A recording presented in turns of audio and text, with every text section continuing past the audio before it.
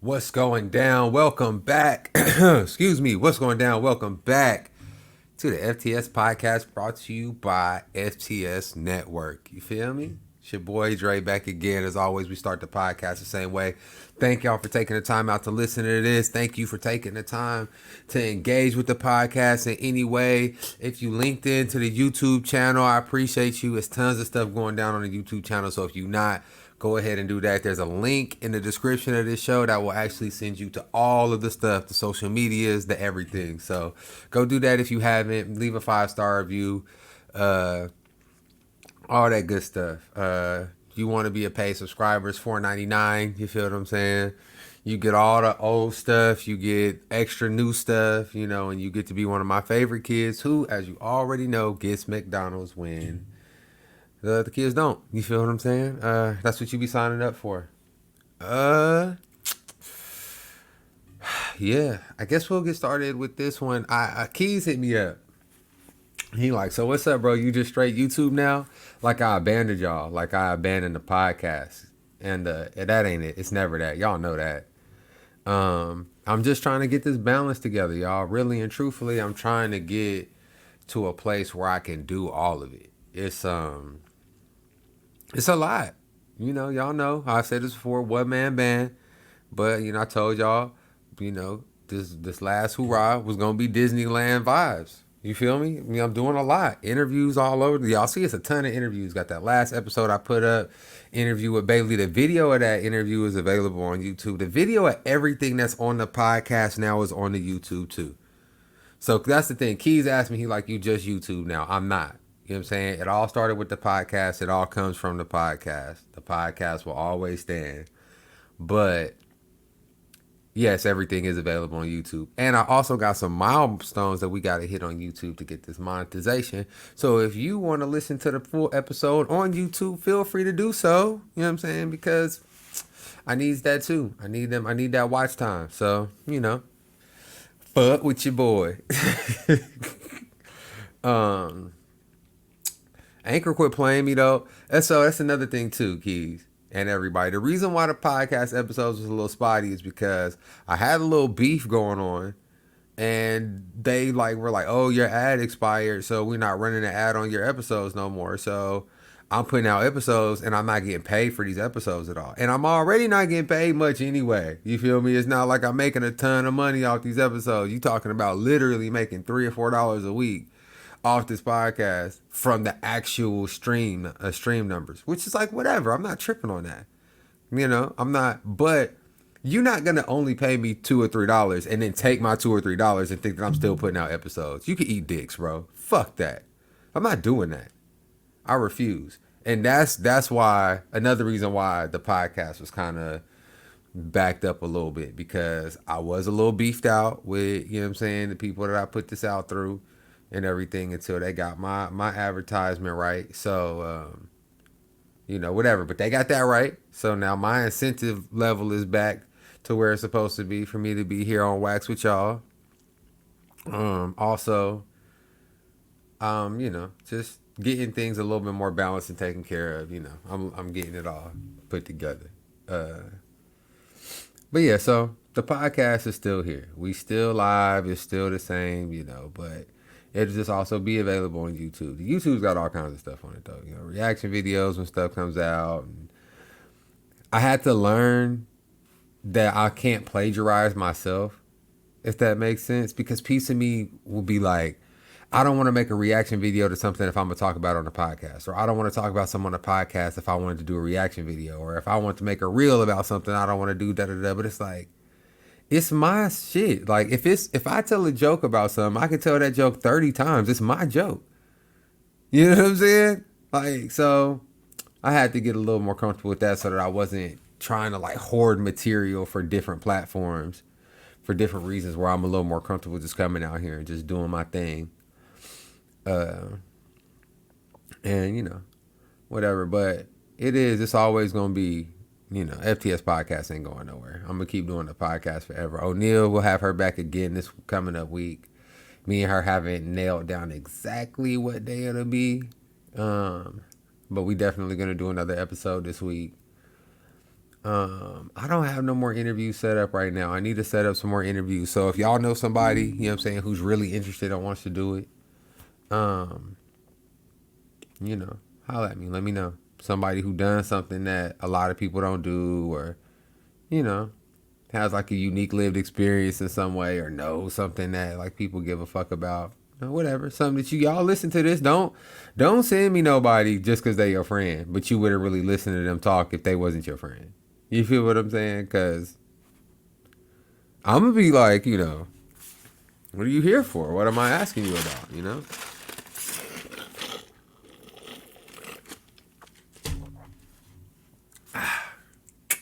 Um, but yeah, so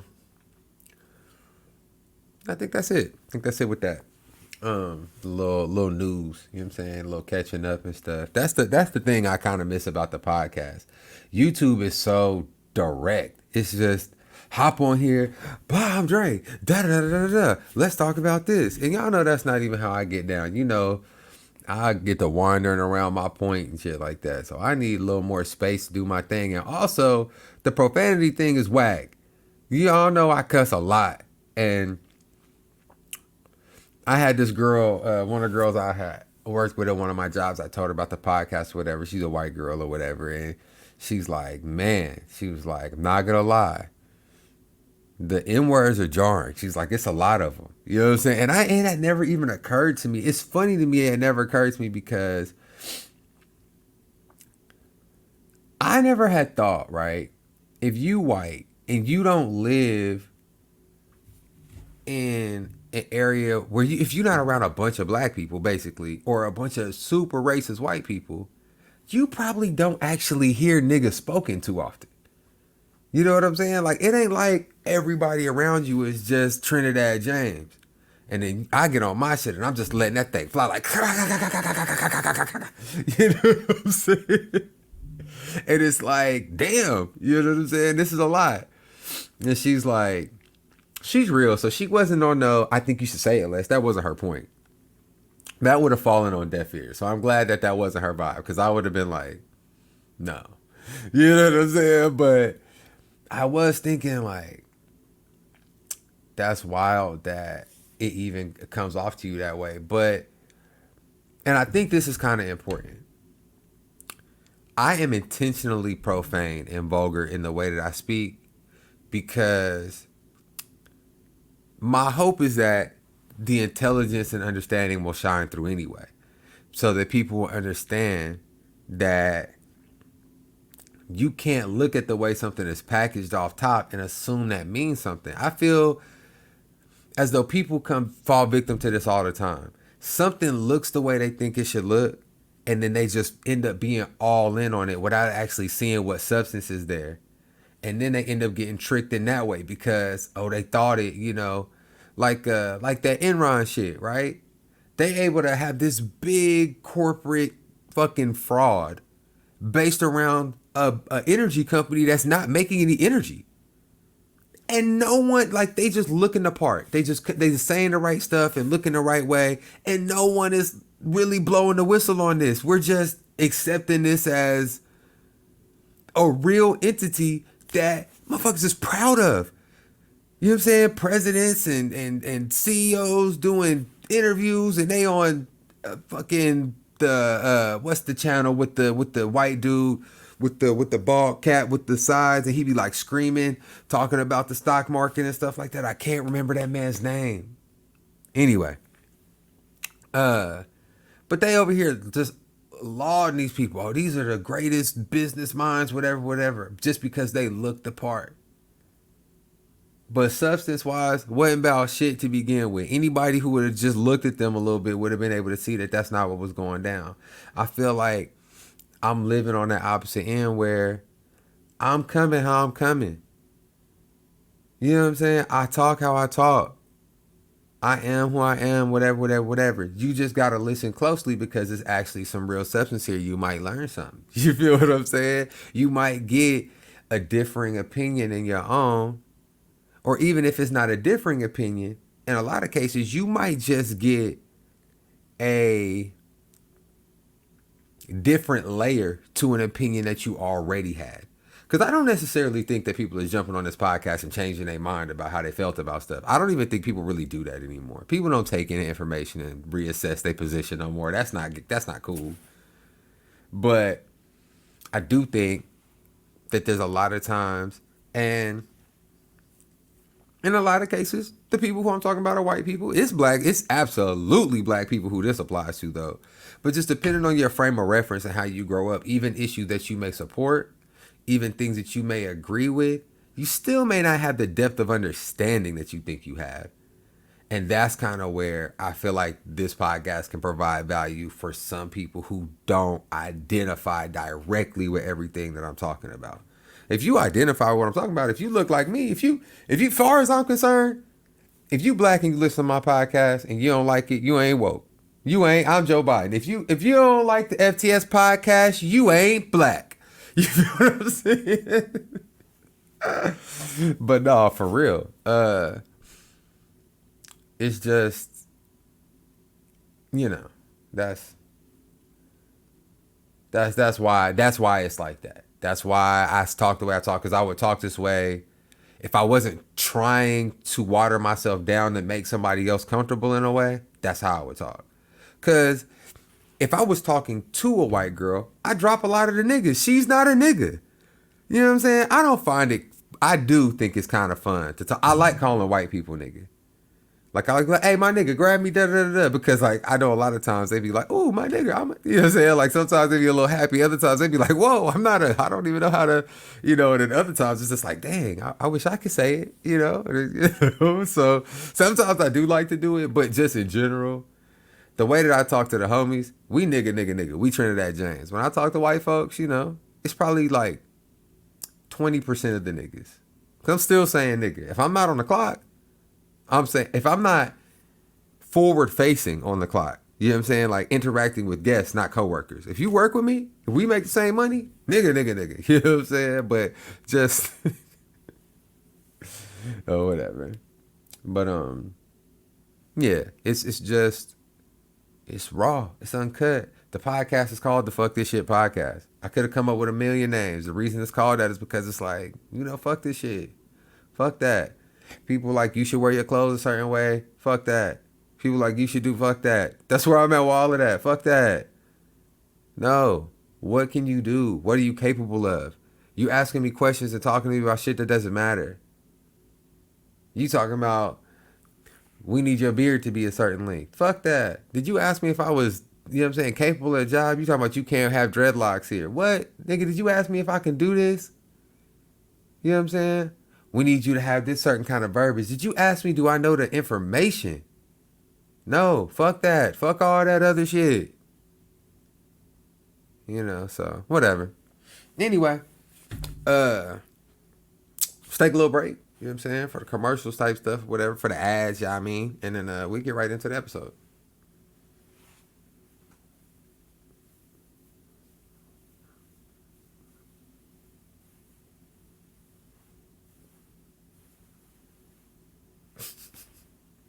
I know y'all are like, if you was on a YouTube, you like, what the fuck is this nigga doing? Yeah, those little silent pauses make it way easier for me to find where I'm gonna put the ad breaks in later on. So it's just a little hack for me, and I'm not gonna come edit this little part of the video to take 10 seconds of space out. I ain't even gonna cap it, y'all. So you know what I'm saying? I just did my no neck movement, little dance for you real quick. You know what I'm saying? Just on some like the weird shit that you do when nobody's looking. Y'all just got to be there for it if you guys watching the video live. Anyway, so some stuff has happened. You know what I'm saying? Not a whole gaggle of stuff. Not a ton, but you know what I'm saying? Some things have went down. One of which I just found out about this today. I haven't seen the video for it yet. I started to click the video and then I like realized it was one, so we actually gonna watch it together. But these Saudis is about to build a new city. They about to build themselves a futuristic city. I guess they calling it Neon, and they calling like this size. It's like two parallel skyscrapers that they about to make like this city in between, like full of glass or something like that. We're going to watch the video so we can see about that. Before I even start reading it, though, it's really wild when the Saudis do shit because, first of all, they are like the supervillains of the world, low key. They got all this bread, because that's the thing about a real supervillain. A supervillain ain't shit if they ain't paid. You gotta have. That's why the Legion of Doom, you know what I'm saying? They had a nigga with bread to have all these other bummy ass villains really on their shit. Like, oh damn, I was already eating, and now you got it's basically like evil got some funding. You know what I'm saying? That's the Saudis. You know what I'm saying? They crown prince had that journalist Khashoggi. They like brutally murdered that man. Like they like brought that motherfucker back and like pulled him apart type shit. Like they fucked that nigga up because he was like a journalist. He was reporting on things that journalists, he was doing his job. And they don't have free press there in the same way that we have it here. And that's why, side note, these white folks will have you believing that you're not supposed to ever have accuse America or hold America accountable. Because they're like, oh, it could be way worse in other places. Just because they can murder the journalists in Saudi Arabia doesn't mean it's cool that they don't want to educate the blacks in America. You feel what I'm saying? They not comparable things that you can just, oh, you know what I'm saying, just interchange. Don't miss me with that fuck shit. So, anyway, let's read this little article, whatever. Neom. Yum. I don't know how you say it. And the line, Saudi Arabia's futuristic city already belongs in the past. Oh yeah, by the way, it seems like everybody hates this. All the article, I was actually trying to find an article that wasn't coming from the perspective of, I already think this is a bad idea, because I was trying to find this an impartial thing, but I guess I would have to find like the actual Saudis release of this shit to find somebody who like it, because everyone is like, this is stupid, this is a waste of money, whatever. And I don't know if it's because the Saudis are criminals or you know what I'm saying, they're the super villains. I don't know if it's just because, you know, people like to hate, because people do like to hate. If you ain't, you know what I'm saying, you ain't popping if you ain't got no haters. You ain't got no haters. If you ain't got no haters, you ain't popping. Yeah, that's what I'm trying to say. Ha. You know what I'm saying? But whatever.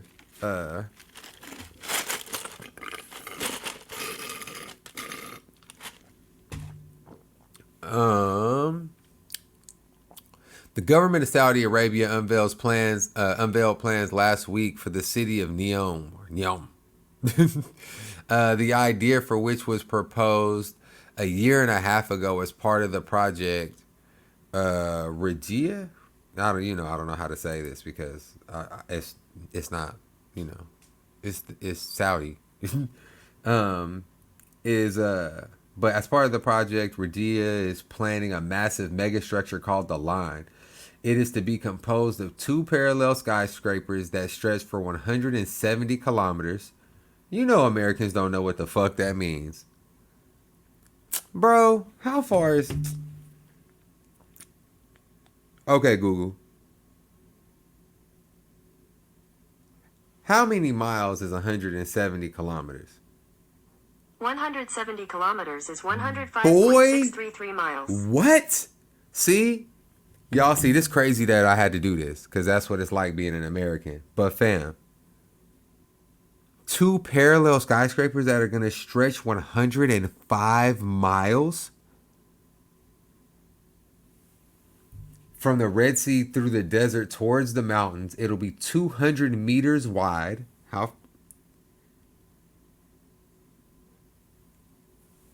How many feet is 200 meters? 200 meters is equivalent to 656 feet. 656 feet. So it's going to be 100. So this shit is going to be 105 miles long, 650 feet wide, and 500 meters. Okay, hold on. I got the calculator up. 1,640 feet high. How many stories is that? How many stories is 500 meters?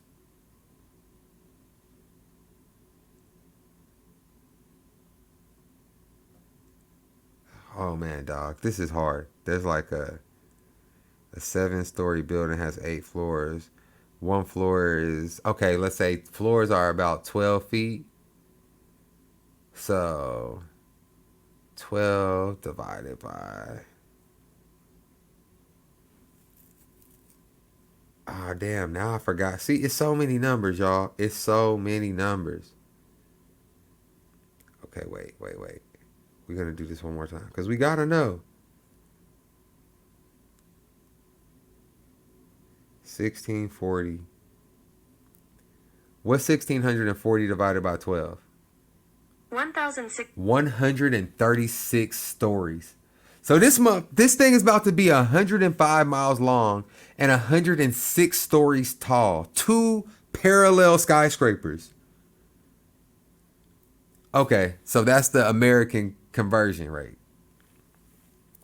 So it's composed of 2 parallel skyscrapers that stretch 170 kilometers from the Red Sea shore through the desert towards the mountains, 200 meters wide to soar a height of 800 meters higher than most of the world's towers, and will be faced on all sides with gigantic mirrors. What? In presenting the grandiose undertaking, Saudi Crown Prince Mohammed bin Salman noted that this design will challenge the traditional flat horizontal cities and create a model for nature preservation and enhance human livability. The line will tackle the challenges facing humanity and urban life today and will shine a light on alternative ways to live. That's kind of crazy because that's actually kind of true though. The way that we build out isn't conducive to the amount of population that we have. We do have to start building up more and have like systems that are designed to do that. But I just don't trust no Saudis about nothing. I ain't trying to be racist or nothing like that. But they the evil empire over there.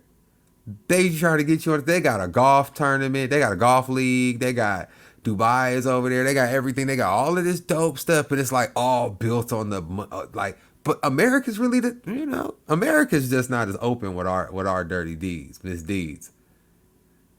And, maybe I shouldn't look at them no kind of way because they do shit. We all fucked up.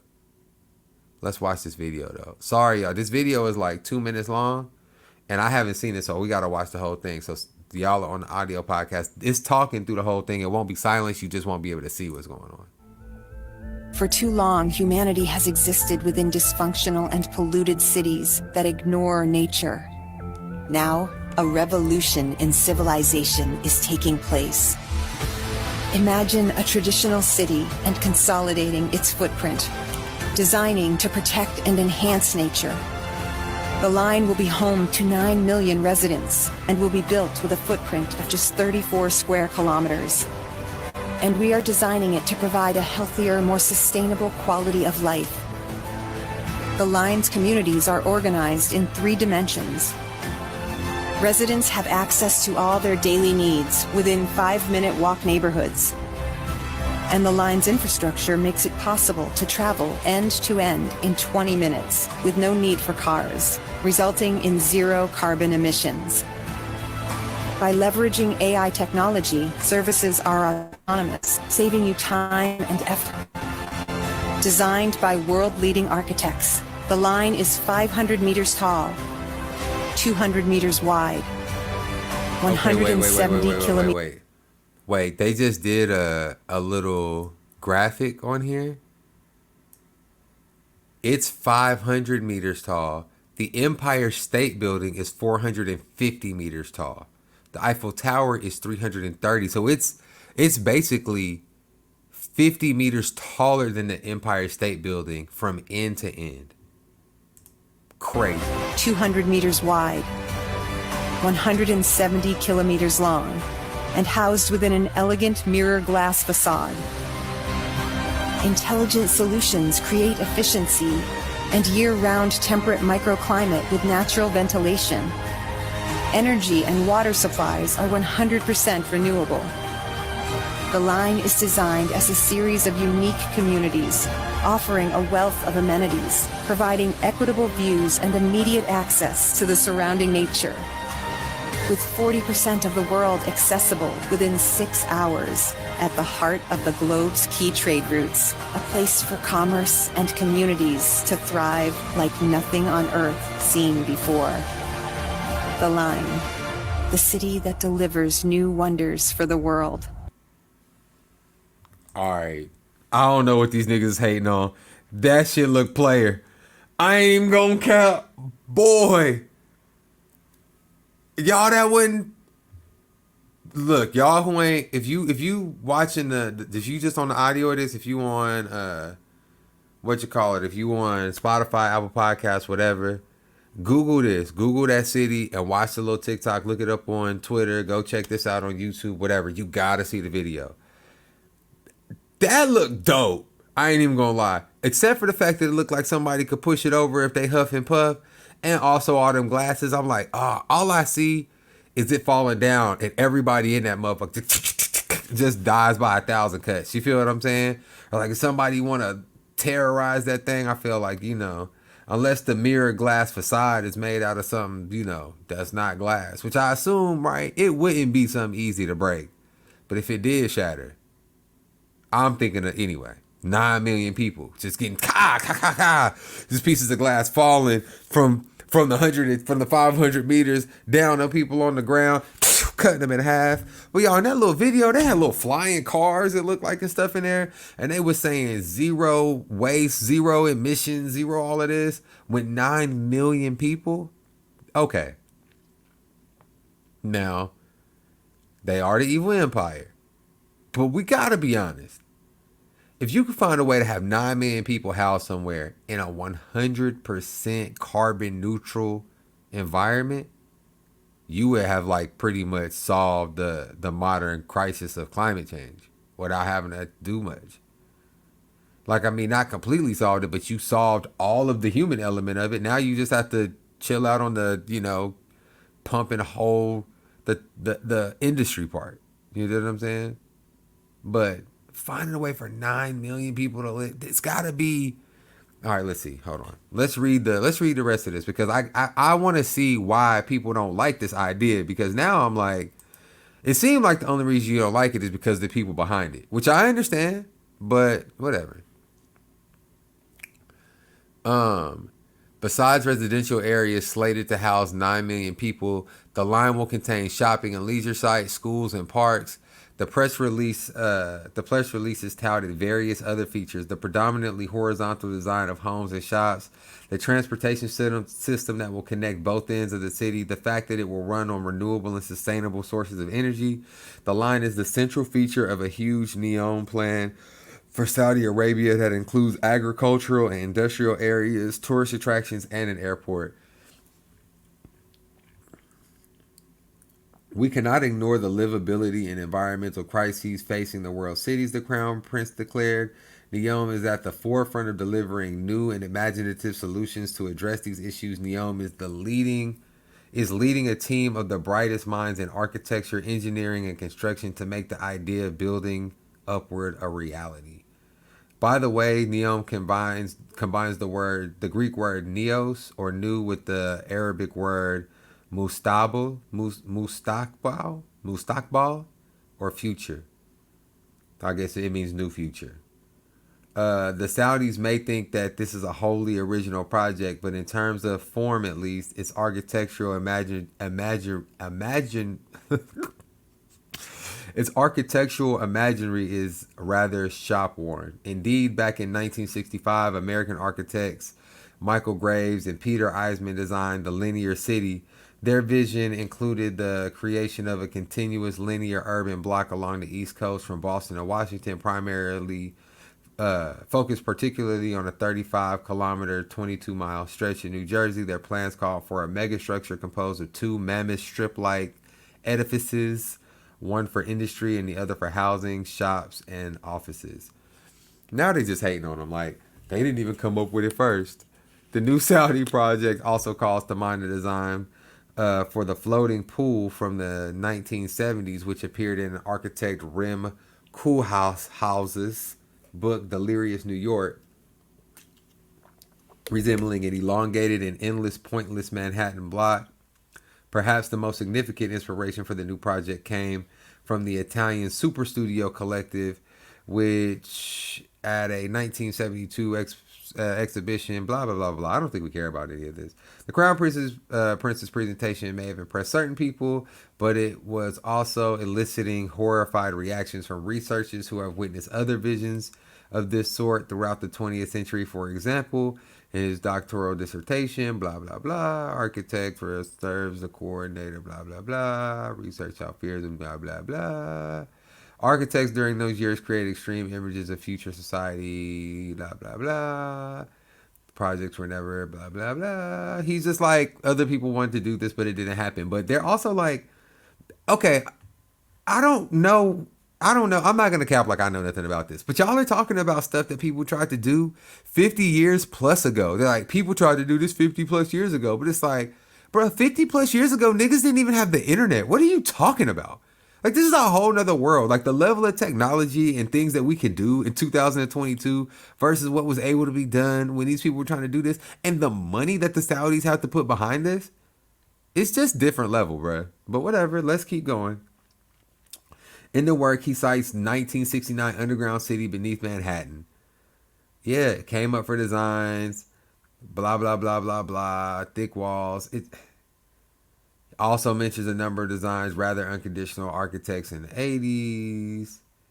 The Saudis are presenting a sort of science fiction jumble, Black Mirror with touches of Blade Runner, with an abundance of references to experimental architectural projects designed throughout the 20th century, Keller says, offering his own take on why such projects are still being planned and sometimes actually built in our times. It's also apparently for PR purposes. I don't think the Saudis understand how problematic their proposal is. I think they're ignoring the significant and very serious questions at the heart of the project. Behind it is a blind faith in the power of technology to solve humanity's problems. These are images that fit the popular conception of what the future should look like, glittery, shiny, and full of neon, that don't even raise the question of why they should go to this place, to the desert, or what kind of community is supposed to be there, or what sort of government will be there, and who will build this insane project. A year and a half ago, the Haaretz columnist Ziv Barel wrote that the Saudi kingdom was struggling to find jobs for its numerous unemployed citizens, and that 60 skyscrapers were built in Riyadh's financial center are standing empty, and that foreign investors are not rushing to bankroll this country's development. In recent decades, we've learned that it's hard to create a new place from scratch. Cities were built around the world in Israel after World War II function less than cities that have been around for much longer time. The pre- and post-war theories of modernism, the let's do away with Paris and build skyscrapers and roads, it doesn't work that way. Okay, I kind of see what they're saying there. They're saying, like, to just build a city out of nothing doesn't really work like that. Why would 9 million people just randomly move to Saudi Arabia to live in this weird city? But also, if they really pull that off, it's going to be kind of the coup de grace, except for the fact that you'll be under Saudi government. Yeah, that's fair, because like, I feel like even when you go to Dubai, you can't drink and like other stuff because you can't do that stuff out there. So it's not that fun to us because we like to be able to do fuck shit. So I don't know. Whatever. There's no reason to go and build a new city like this. Instead, effort and thought and resources should be put into figuring out how to transform Riyadh into a city without emissions and without cars. There's no need to start from scratch. The thinking says that it's possible to build a new city from scratch is exactly what has led to the current situation. Suburban locales where people are completely dependent on having their own cars, cities that aren't walkable at all, where you have to get in the car just to buy some milk. The effort to meet challenges on climate crisis ought to be focused on improving our existing cities, not creating new ones. Okay, I guess that makes sense now. I thought maybe they was being haters because, you know, I wanted to go because they were saying that tourists could go. I'm like, that looked fun. It looked dope. It looked like the Jetsons, nigga. I want to be like George Jetson. No, George Jetson was actually born. Shout out my nigga George Jetson. Happy birthday. First birthday. George Jetson was just born the other day. You know what I'm saying? They said my nigga was born on August 1st, 2022. Maybe it was July 31st. I think it was July 31st. He was born on the last day of July. So shout out my nigga George. If you got the last name Jetson and you seen that post and you have a son on that day and you don't name that nigga George, You already beat Chase Nigga. Anyway. That's all I'm talking about that little city. What else is going on? Let's see. Deshaun Watson got this news. Deshaun Watson suspension. They gave my boy 6 games. I ain't gonna say my boy. The boy. The kid. They gave the kid 6 games. Which in the NFL is nothing. 6 games is nothing in the NFL. I actually saw this thing on Facebook that was like crazy to me. The NFL gave Calvin Ridley 17 games for betting. They gave Vontaze Burfict 12 games for targeting, which is if you don't watch football, it's like hitting somebody. It's like tackling somebody helmet to helmet, or basically like a defensive. It's basically trying to hurt somebody in the game instead of just trying to tackle them. This is a simpler way to describe targeting somebody who don't know.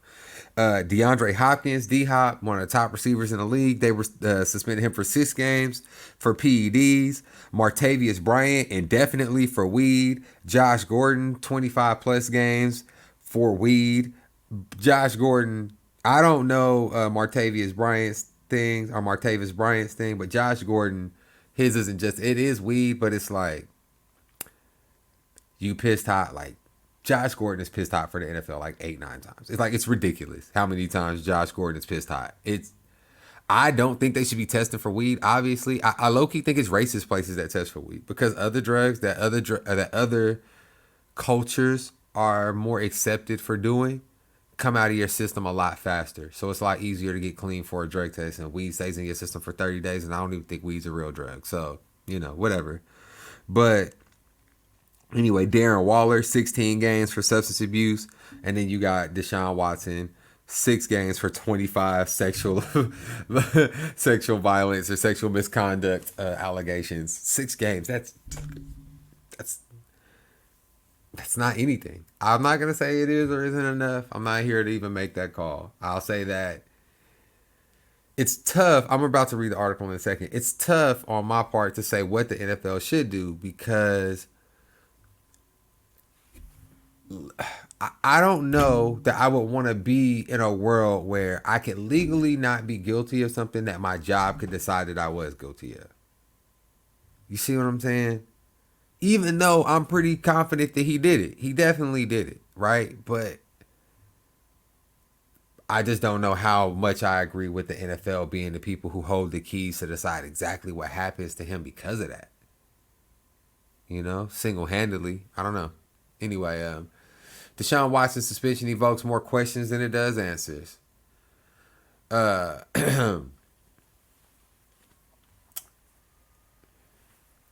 we're not gonna do that. Where's the story? Oh, hold on. I'm sorry. We got to get a different article. I didn't read the article before I pulled it up. I'm not gonna cap. I just clicked one because I figured that it would basically just be telling us about it, and it was saying some other shit. Let's see what the Ringer's talking about. I like the Ringer. Let's see what they said. Let's see what their thing says. Oh, they got a nice little graphic. They care about us caring. Everyone loses in the Deshaun Watson ruling except Deshaun Watson. It's hard to imagine that anybody thinks 6-game suspension is the appropriate punishment for Cleveland Browns quarterback Deshaun Watson. Those in Watson's camp have long held that he should not be disciplined by the NFL after more than 24 women came forward with accounts of his lewd behavior and sexual misconduct, which Watson denied. Virtually everyone else feels that 6 games is egregiously low. Somehow, former federal judge Sue L. Robinson concluded that Watson engaged in a pattern of unwanted sexual conduct and yet still issued a 16-page ruling arguing for a 6-game suspension. It's tough to properly assess a fair punishment for Watson given the staggering number of people who were affected by his actions. Watson was named in lawsuits by 24 women that he once hired as masseuses. Some of the women say that he ejaculated on them without his consent. When I read that out loud, it just reminded me of Insecure. If y'all haven't seen Insecure, you won't get it. But when Daniel nutted on Issa... sorry. Some of the women say that he touched them with his penis against their will. 2 of the women detail accounts of sexual assault, including forced oral penetration. 2 additional women filed criminal complaints, and a 27th woman sued him but withdrew her lawsuit over privacy concerns. All but one of the civil cases have been settled out of court. One account of sexual misconduct involving a player would warrant punishment by the NFL on its own. With Watson, there are more than 24. How do we comprehend the sheer horror of that number? If there were 15 complaints instead of 27, we'd be less horrified and furious. How do we make sense of the 27 accounts when every one of them is worthy of outrage? Would any league punishment have felt satisfying? They asked a lot of questions in that article. It's crazy. They said something earlier in that article that I think is wild. That his camp is like, this was too long.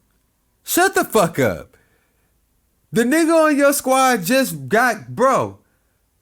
It's 25 women saying that he sexually assaulted them. And he only got a 6-game suspension. And y'all are out here talking shit, talking about, oh, we can't believe they did this to him. Fam. When is a win going to be a win for y'all? Just take the fucking W.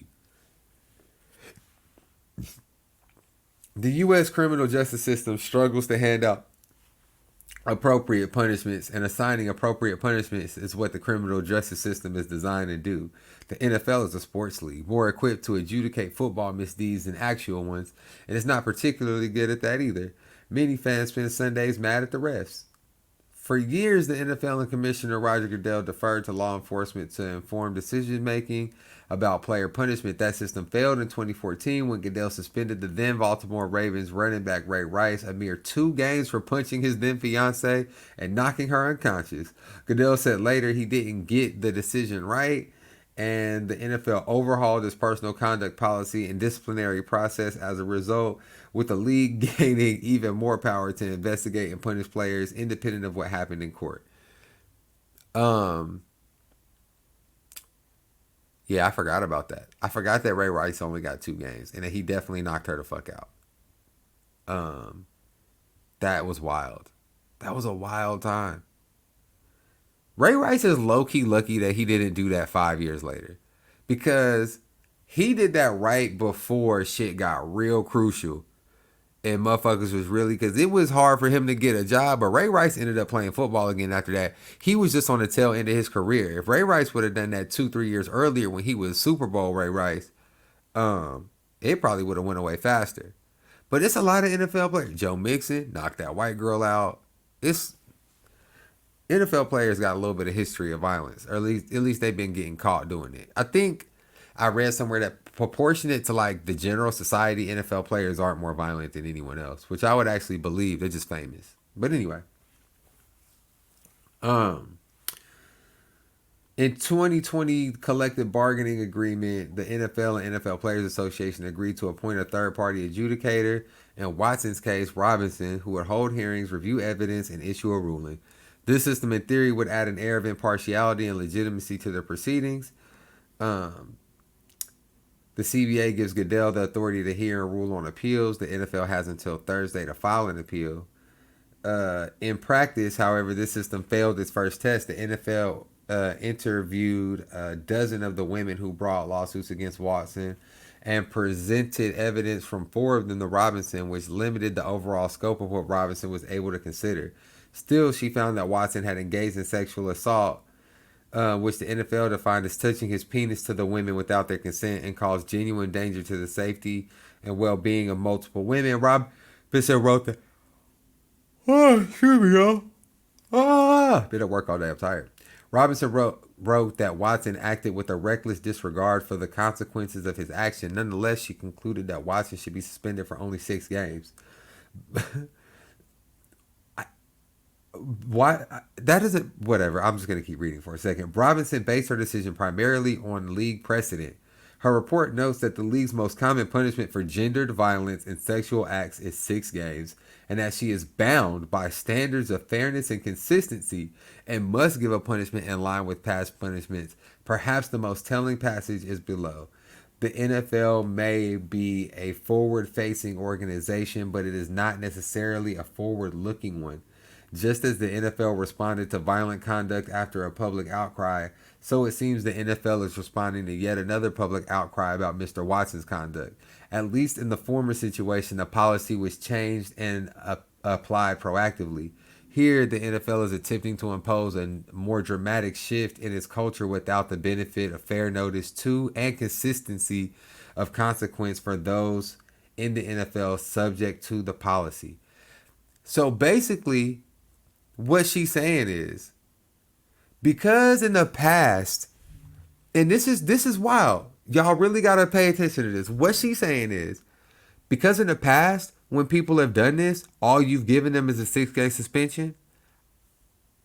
You haven't changed the rules or your policies for him to have known that if he sexually assaulted a woman, he would get more than 6 games. So I can't give him more than 6 games because that's not fair. That's crazy. It's crazy because it's real. And it even says with domestic violence, you had this same issue, but you changed the rules and applied them retroactively. But in this instance, you haven't changed the rules. You haven't done anything to make this be any different.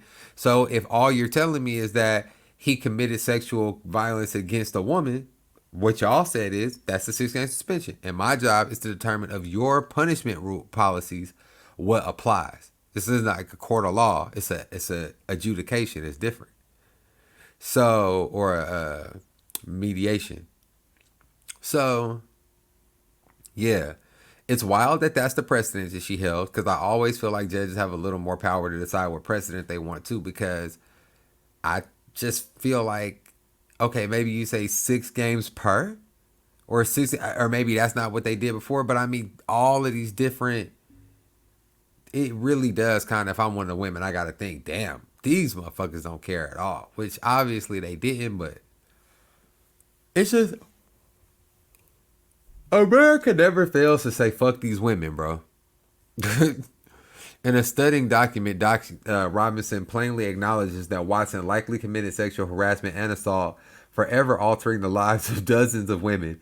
In the very paragraph in which she reveals the 6-game punishment, Robinson writes, Mr. Watson's pattern of conduct is more egregious than any before reviewed by the NFL. Then settles on a suspension of roughly 1/3 of one season. She also describes Watson's actions as egregious but non-violent. I'd love to hear an explanation for how ejaculating onto a woman who does not want to be ejaculated on is in fact not violence. That's a quote from the article.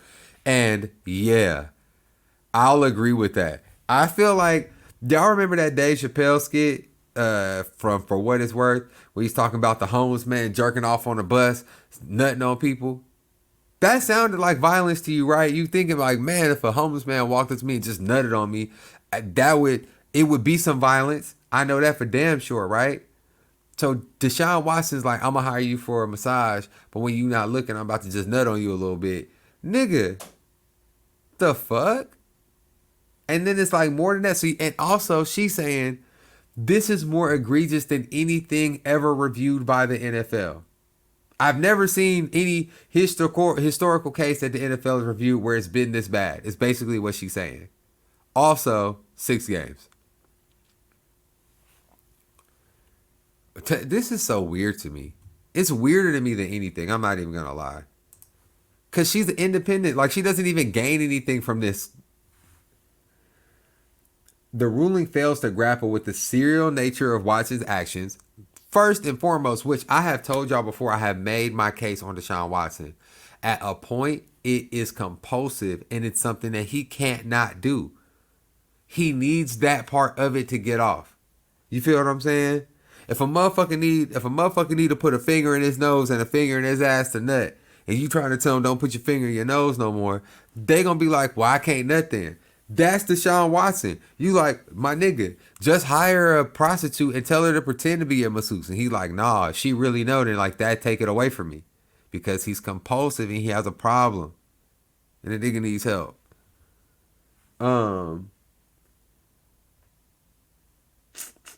Some of the women who said Watson harassed or abused them refused to work with him again. Some considered changing careers entirely. And after each woman made clear that Watson's advances were unwanted and wrong, Watson sought out more women. 27 women, 6 games. Robinson was looking at only 4 of the cases. Was each of the 4 women worth 1.5 games? If Robinson had ruled on all 27 women who came forward with their accounts of Watson's misconduct, would he be suspended for 40 and a half games? Or perhaps that's an unsolvable equation because the NFL's personal conduct policy left no room for gray areas of sexual violence or the possibility of multiple accusers. Robinson's ruling was based on 2 guiding principles, both of which were immensely flawed. On one hand, the ruling emphasized that 6-game suspension is a matter of precedent based on the league's previous penalties related to sexual misconduct. This is a mistake. No previous player has ever been named in so many accounts by so many women. I don't know the correct punishment for 27 cases or whether it's different for the amount. Would be correct for 10 or 50 or 75. But blah, blah, blah, blah, blah. How can you appeal to precedent when the conduct itself is unprecedented? That is a great fucking point. That is a great point. If the conduct is unprecedented, if this has never happened before, how can you say, well, based on what y'all did before, this is what I did? But no one's ever done this with this many accusers, and that's gotta mean something. It is a difference between I slapped one person to I slapped 27 people. The punishment isn't the same in any space in the world. So, I don't know. Being that this is how the NFL decided to play it, I just think that shit is crazy, bro. It's unacceptable. I don't even know any other way to put it. It's unacceptable, y'all. You can't do that. It's just, that can't be the precedent. 6 games is not nearly enough. And I'm on record saying that I think that a lot of these women were prostitutes. Like, I'm on record saying that I believe that 110%. I believe that that's why it didn't. This is what I feel like played out. I feel like the amount of money that he was trying to spend on a massage on Instagram is also the amount of money that you could pay for some pussy on Instagram for somebody who pretends to give massages. So when he brings these girls to his room for the massage and then he pull his dick out, half of them is like, I kind of assumed you was going to pull your dick out, so it's not a big deal. And the other half is like, bro, what the fuck? I was here to give massages. You know what I'm saying? But for him, not knowing ahead of time is the kink, which makes it all assault. It makes it assault if I intended on it to be assault. If I walk up to you, stranger, don't know you, pull my dick out and start pissing on you, and you love getting pissed on, and you just like, oh, damn, thank you, I still assaulted you. I was trying to assault you. You fucked it up. You fucked up my assault plan. You feel what I'm saying? That's the way I feel about that kind of shit.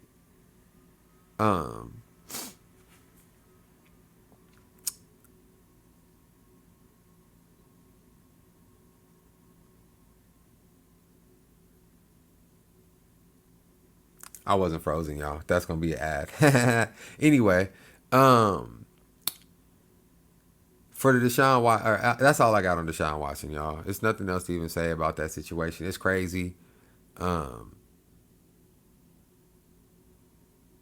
I mean, if he don't get picked up in my fantasy league, am I fucked up if I pick up Deshaun Watson on my fantasy team? Y'all let me know. He don't get paid for it. He don't get no money.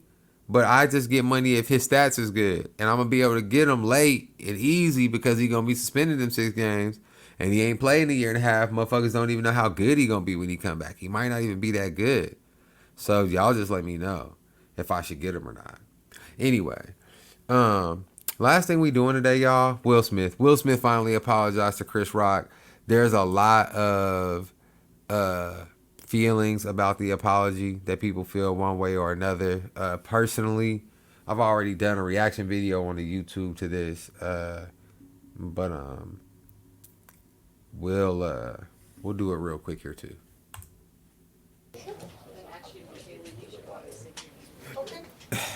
It's been a minute over the last few months. I've been doing a lot of thinking and personal work. This is the caption of the video for y'all who are on audio. You asked a lot of fair questions that I wanted to take some time to answer.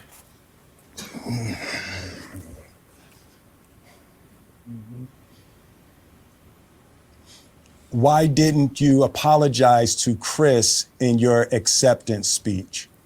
I was fogged out by that point. It's all fuzzy. I've reached out to Chris, and the message that came back is that he's not ready to talk, and when he is, he will reach out. So I will say to you,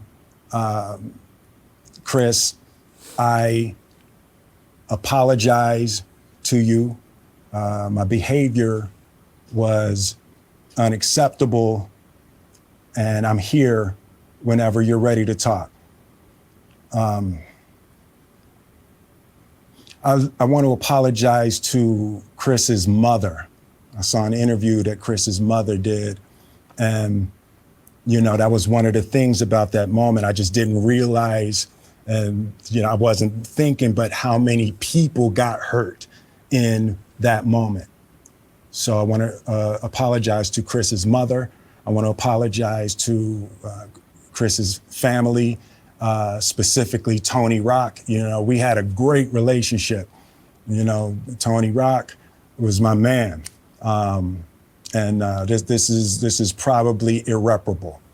I don't know if y'all remember Tony Rock going on stage after that whole thing happened, basically talking about it's on site. You know what I'm saying? You slapped my brother, you slapped the right one if I was there, blah, blah, blah. The type of shit you would be saying. I mean, and definitely on some, like, because you mad at your bitch, you slapped your brother because your bitch was upset. That's what he said. And I'm not saying it, y'all know I'm trying to get away from that. That's literally what Tony Rock was saying on stage about Will Smith. And you gotta know you was dead ass wrong for a motherfucker to be talking shit about you like Tony Rock was, and you still just apologizing because Tony was on that man's ass. Anyway. I spent the last 3 months replaying and understanding the nuances and the complexities of what happened in that moment. And I'm not going to try to unpack all of that right now, but I can say to all of you, there is no part of me that thinks that was the right way to behave in that moment. There's no part of me that thinks that's the optimal way to handle a feeling of disrespect or insults. After Jada rolled her eyes, did she tell you to do something? That's a stupid ass question. Even him saying that is like still like I felt disrespected, and that's why I did what I did, even though I know that that's not the right way to handle stuff. And I'm like, okay, that's real. By and large, I mean the apology was what it was. It was necessary. I'm gonna read Chris Rock's response to this or whatever. But I've seen a lot of people who are like, I don't like Will Smith's apology. He shouldn't have done it like this, whatever. He had to come out and make an apology at some point. The fact that he didn't do it that night don't mean that he didn't have to do it. The fact that he did not come out and do this on the Red Table Talk, I actually appreciate, because, I feel like people kind of feel like they're always trying to make everything a publicity stunt and about money and about views and all this stuff. And doing it this way seems a little less promo-y. You know what I'm saying? It's more like this is really an apology video that I'm making because, a public disrespect does to me require a public apology. Yeah, you're not gonna disrespect me loud and then, hit me in a text like, oh, I'm sorry. Like, nah, with that same chest that you had to disrespect me, you give me that apology. No. It's like, I made a choice on my own, from my own experiences, from my history with Chris. Jada had nothing to do with it. I'm sorry, babe. I'm going to say sorry to my kids and my family for the heat that I brought on all of us. To all my fellow nominees, You know, this is a community. It's like I won because you voted for me, and it really.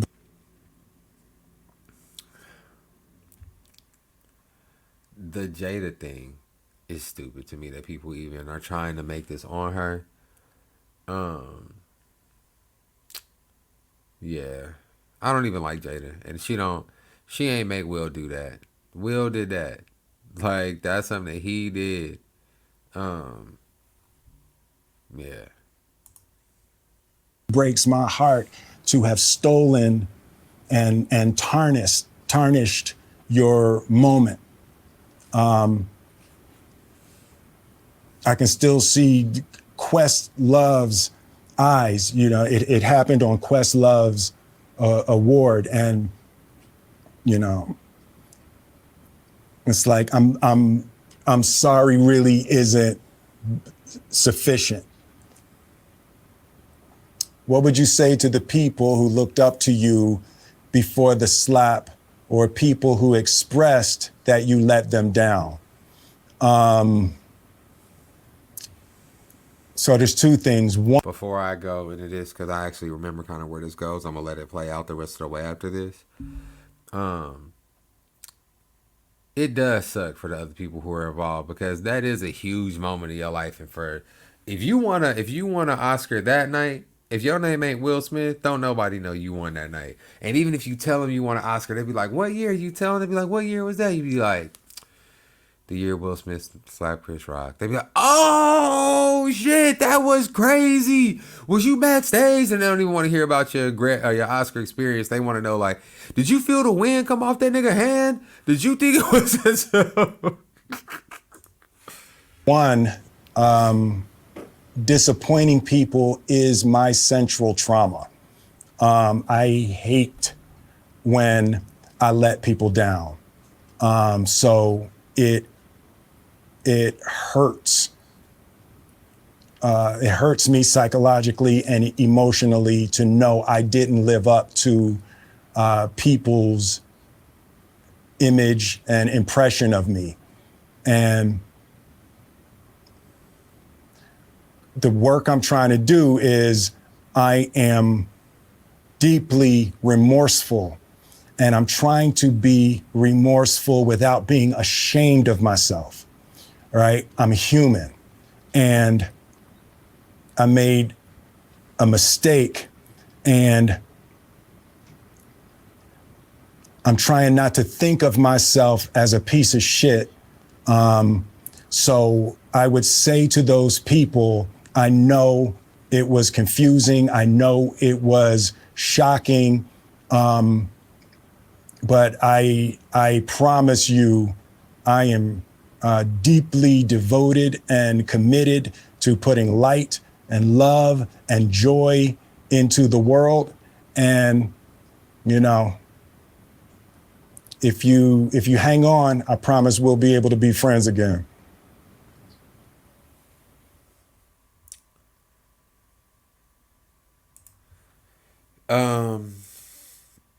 I think the biggest thing that he said during that, and I think that this is in a way a part that I feel like maybe Chris Rock wasn't overwhelmingly appreciative of, and you'll understand what I mean when I say that in a second. If you watching, you can actually see the caption in the next article, so you know what I mean.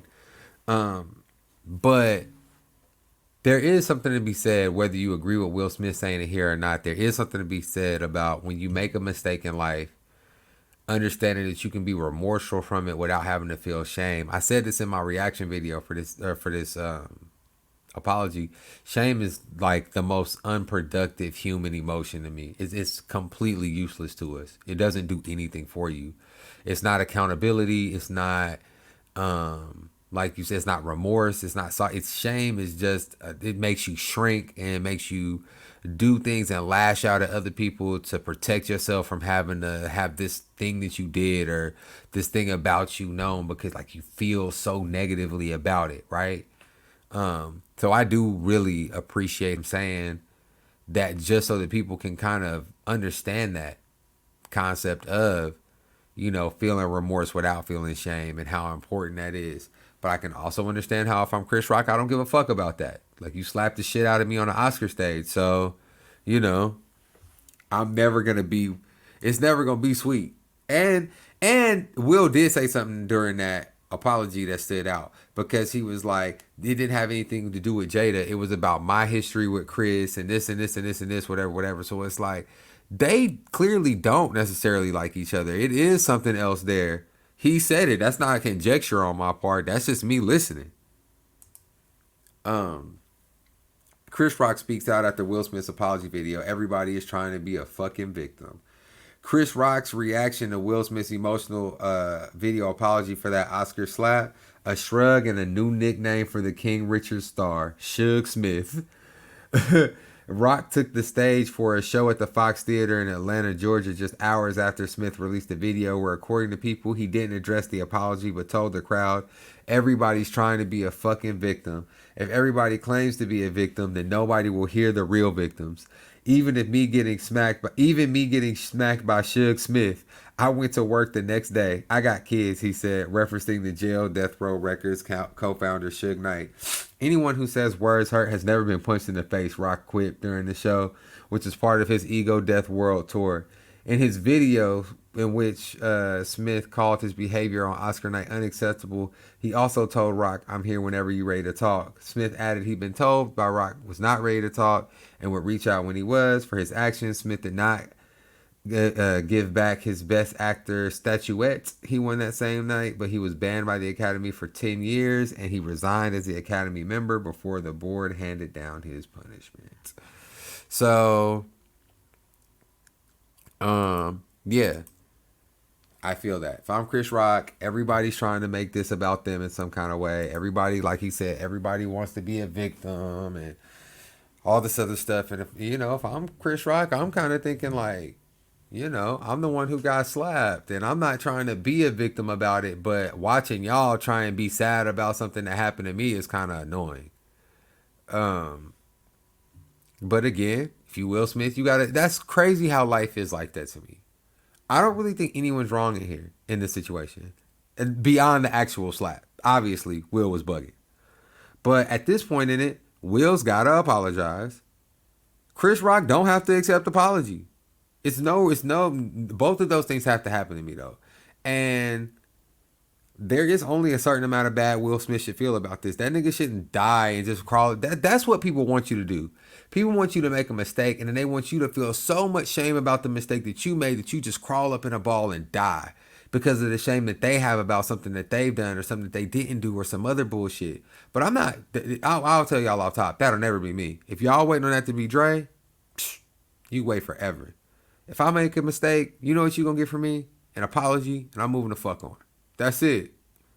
Fuck that shit. Type shit. You feel me? That's it for this episode, y'all. Check out the YouTube, man. Make sure you check dialed into that, man. Subscribe for the $4.99. That money, man, that shit matters, man. That keep the podcast moving and let me pay down all the credit card debt that I accrued putting all of this together, you know what I'm saying? So if y'all care about that, you know what I'm saying, mess with your boy. Like I said, everything on the YouTube, man. I'm doing reactions, sports shit, fucking the podcast is there, interviews are there, video, anything that there's only audio to is on the YouTube. Check it out. Stuff that only bonus people get on here on the YouTube. Go check it out. Yeah, y'all go fuck with it, man. Even if you go subscribe, yo. If you listening to this right now, even if you never gonna watch a YouTube video, go to the link down here, subscribe to the YouTube. We got to get the subscribers up to get monetized. That's another thing. So go on and subscribe to your friends to subscribe. You know what I'm saying? All of that good stuff. Until next time, man. Love y'all like always. Appreciate y'all tuning in. I'll holler at y'all. Peace.